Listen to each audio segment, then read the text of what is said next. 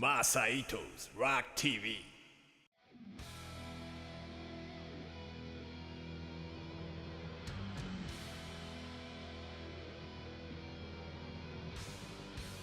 Really well. I think they fit in so well because we wrote them that way. We wanted a new album that really feels like it's along the same lines of the old material. That's always our goal, or in this album as well. We wanted to write songs we could have written 30 years ago, it just never did, you know, so we really wanted them to be a continuation on, you know, the long history of Accept, only better than ever.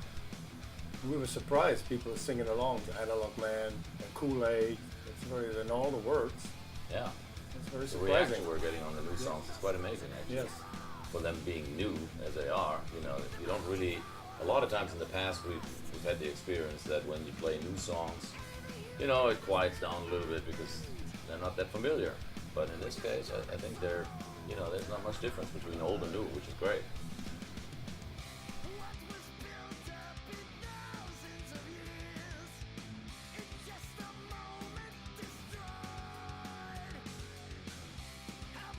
No. Well, it sounds like a super simple concept, just pretend that you're still 25, but in reality it's not that easy sometimes, because you want, you know, we've all moved on, we've matured, and sometimes you want to write different stuff, but I think it's important to realize that we write it for the fans and not so much for us. It doesn't matter, you know, what we personally, I mean, I like this stuff, don't get me wrong, but sometimes it would be fun to do something completely different. But would it be right for Accept? Probably not, you know.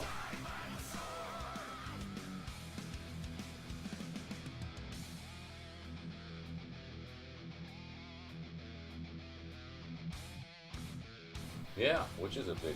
I don't think we've ever played that live. You never Maybe played back that. then we did, but not in ages, no. Yeah, it was actually Mark's suggestion. We wanted to try something, you know, a few songs. Yeah, old material, wanted to dig out something, and he said, let's do that. So we said, sure, easy, fine.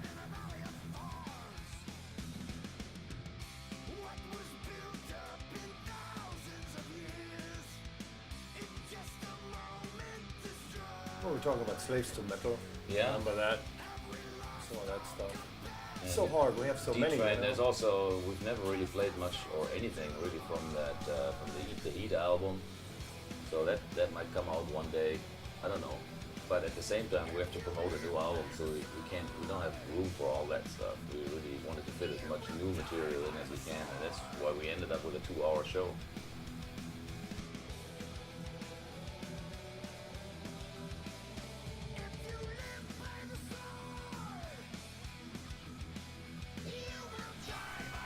Different time. I don't have very pleasant memories of the whole era, actually. That's the weird part. In the 90s, I think in general, it was a very difficult time for the music business, for heavy metal, and for us personally. So I have some good memories, and that's what I focus on. But overall, it was a difficult time for, I guess, all of us. Absolutely. But yet, some really good songs came out of it. Still. Yeah.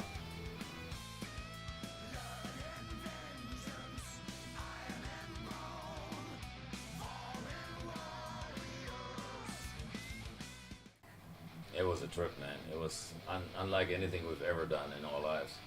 It took a lot of preparation and a lot of hard work in the forefront, and we were quite nervous initially because we've never played with an orchestra, and here we are premiering this whole thing in front of 80,000 people and 1 million people live on streaming.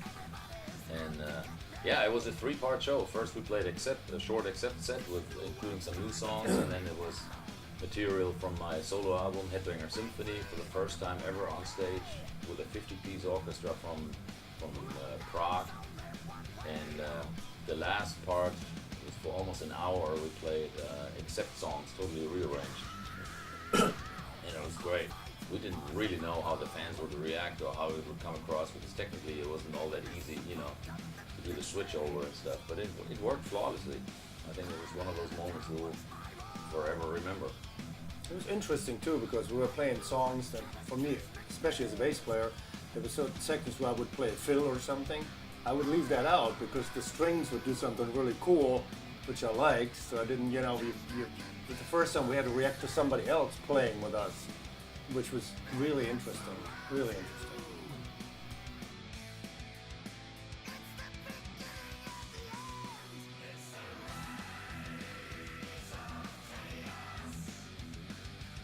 Well, of course, now we're talking, now that we know how people liked it and how well it was received, we're already scheming on more of that. Whether it's going to be another 3-part show of that, I doubt that, because that was very challenging, but it could very well be another, we could do some show happening our symphony for sure, or some stuff except with an orchestra.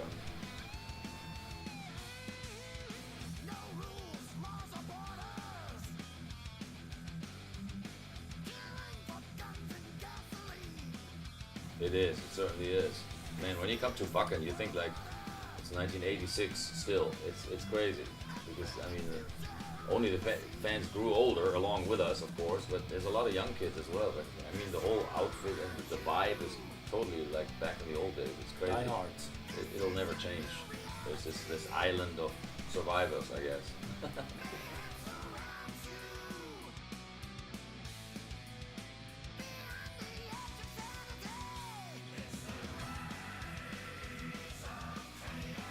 Question. I don't really know.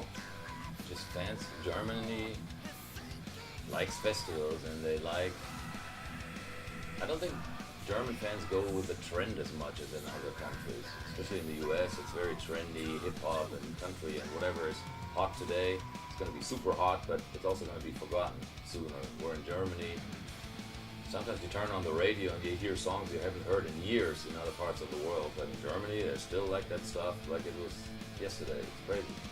It's good. It's good for us because it's very long-termish, and they don't they don't go with the trends as much.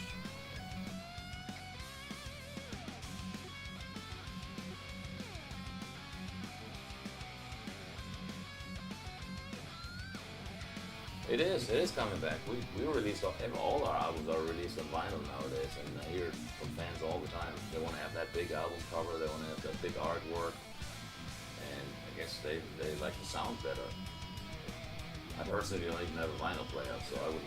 Well, most of them do both anyway. They get the vinyl and then they get the download to have it on the go, I guess. Take with them, yeah.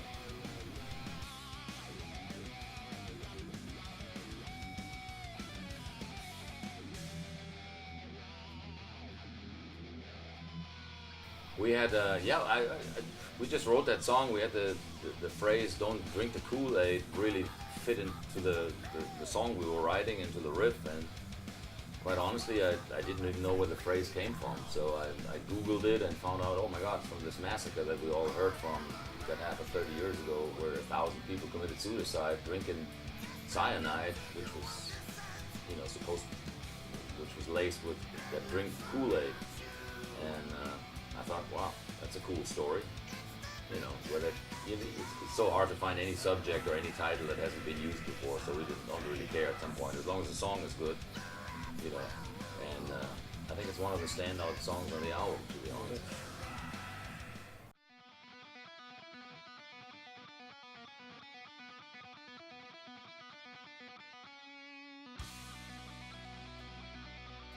Well, yeah, man, it's heavy metal, of course. It's not supposed to be about love and peace and harmony. It's about warfare and, aggression and death and destruction. It is.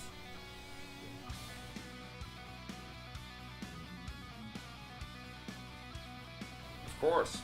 It's always about that. Well, that was a quick death.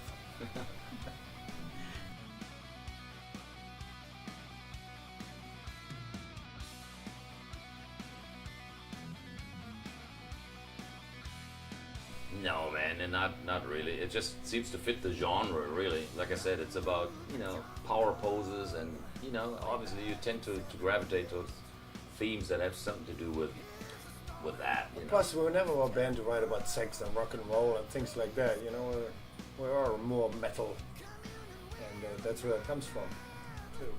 Nothing else for us to write about. The other thing is, and that's why we picked this title, The Rise of Chaos. I guess we get inspired by things that we see on TV, that we read on the newspaper, sometimes it's just phrases that or sayings that inspire us, but it's always mostly real stuff. It's never fantasy stories, and it's never science fiction.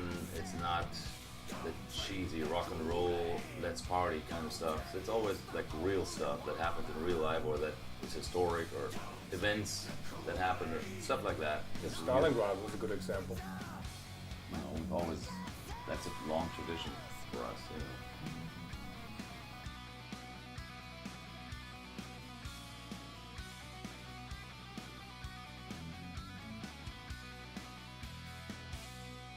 There you go. That's it.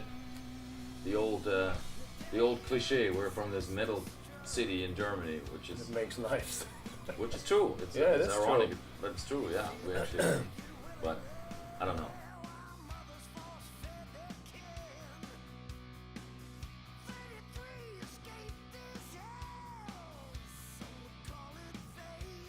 You're from Solingen. I'm actually not from Solingen. Here's It's the actually pure- a very small town in Germany, but it was created near a little river.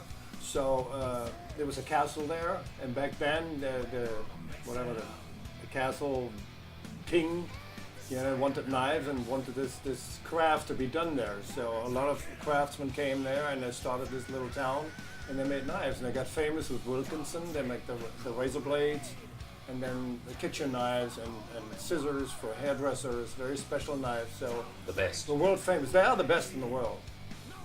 I have to say that. Goes on. Except for samurai swords. Yeah. We make might- them too, though, but No, we not don't. that style. Replica.